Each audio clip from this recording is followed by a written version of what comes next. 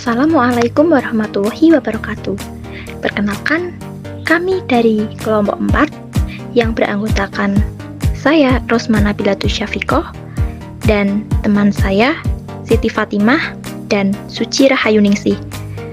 Dalam video ini, kami akan memaparkan materi tentang dinamika filsafat dalam post-truth. Sebelum membahas mengenai dinamika filsafat dalam post-truth, saya akan menjelaskan sedikit tentang pengertian post-truth. Jadi, istilah post-truth digunakan untuk pertama kalinya pada tahun 1992. Steve Tesich adalah seorang penulis yang menggunakan istilah post-truth pada majalah The Nation.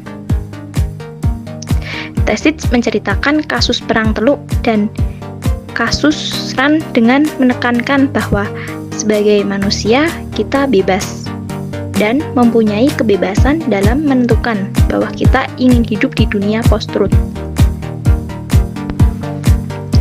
Secara etimologi, post-truth berasal dari dua kata dalam bahasa Inggris.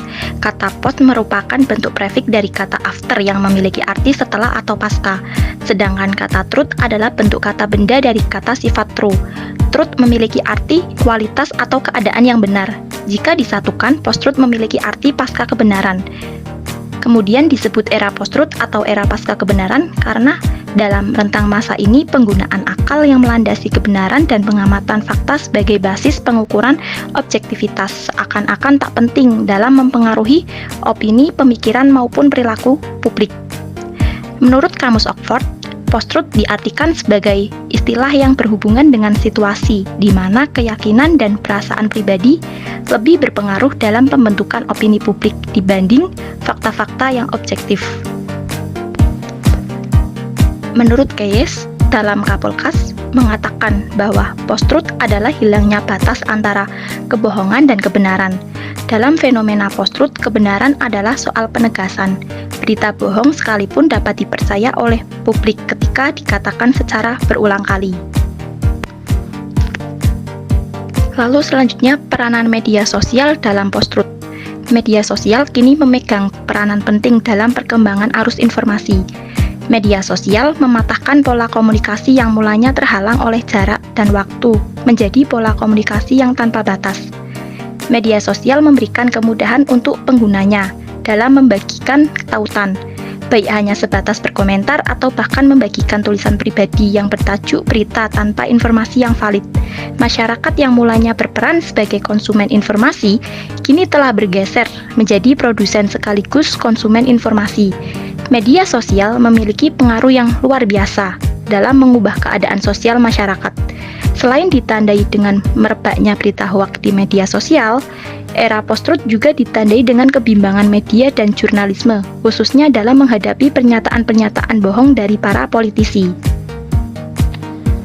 Kemunculan post-truth. Kemunculan post-truth di Indonesia yang menyebar masif sangat dipengaruhi oleh media sosial atau medsos, di mana saat ini media sosial memiliki pengaruh besar dan masif untuk menyebarkan sesuatu, terlebih bila sama dengan pandangan orang tersebut. Kunci untuk mengatasi post-truth adalah dengan mengasah serta meningkatkan kemampuan literasi kita dalam memahami gempuran post-truth. Banyaknya berita bohong seolah dipersepsi menjadi benar adalah karena rendahnya kemampuan literasi seseorang.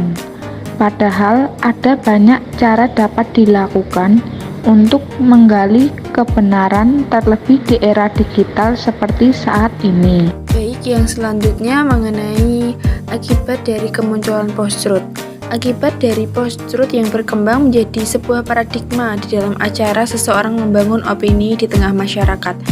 Tidak menjadi persoalan jika opini tersebut bertujuan untuk membangun dan meningkatkan daya rekat sosial. Masalah yang terjadi jika opini tersebut justru memperlemah ikatan sosial, menghancurkan tatanan dan memecah belah.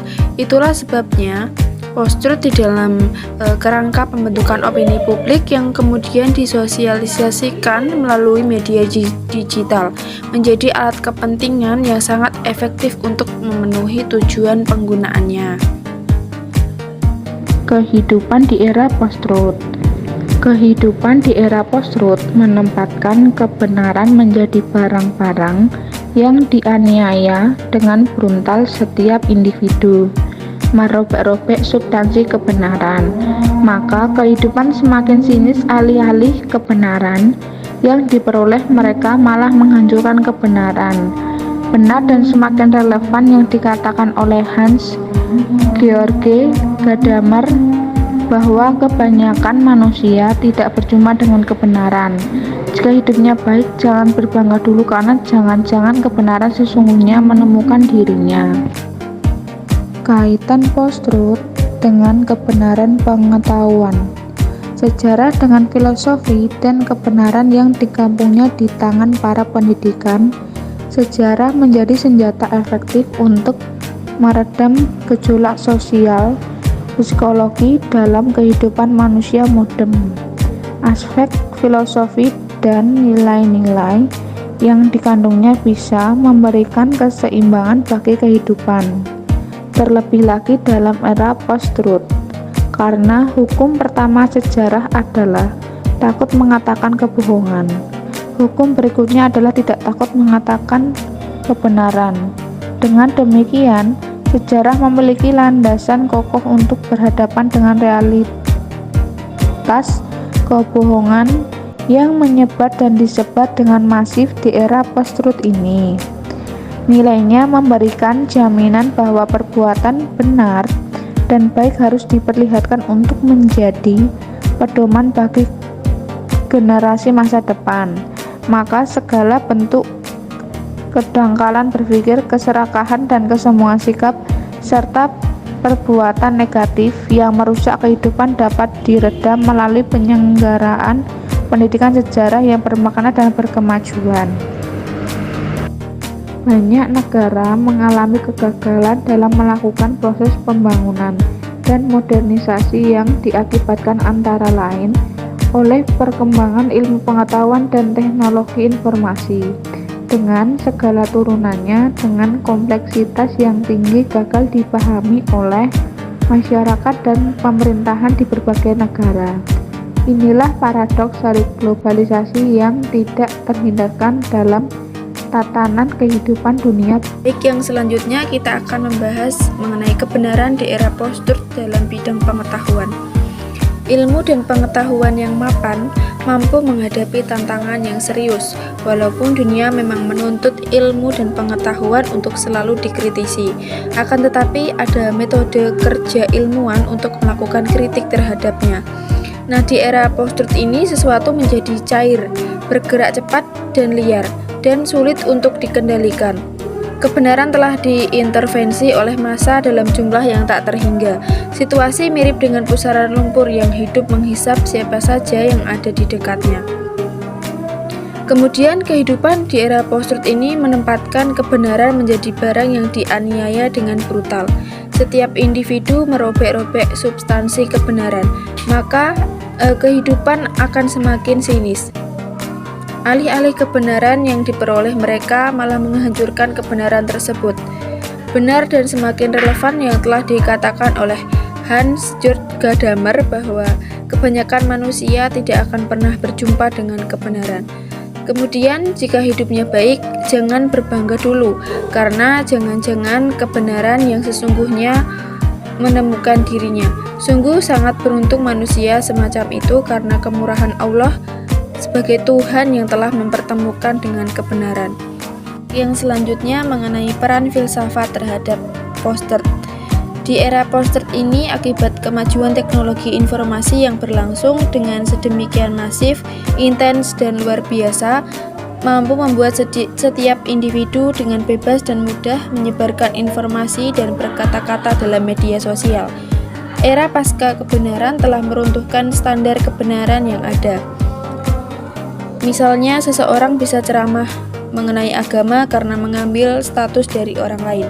Kebohongan dan hoax bahkan fitnah menyebar karena disebar dengan sangat masif.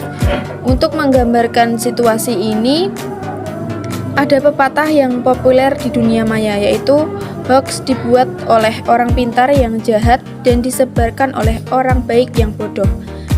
Bagaimana kemudian berbagai aktivitas manusia lenyap tergantikan dengan aktivitas baru dalam persoalan ekonomi dan budaya, perlu diperhatikan menjadi kesadaran yang terintegrasikan dalam kerja-kerja pendidikan sejarah, dan perlu dikenali dan dipahami fenomena itu sebagai lawan-lawan di era digital dan perlu kemahiran baru dalam merespon lawan semacam itu.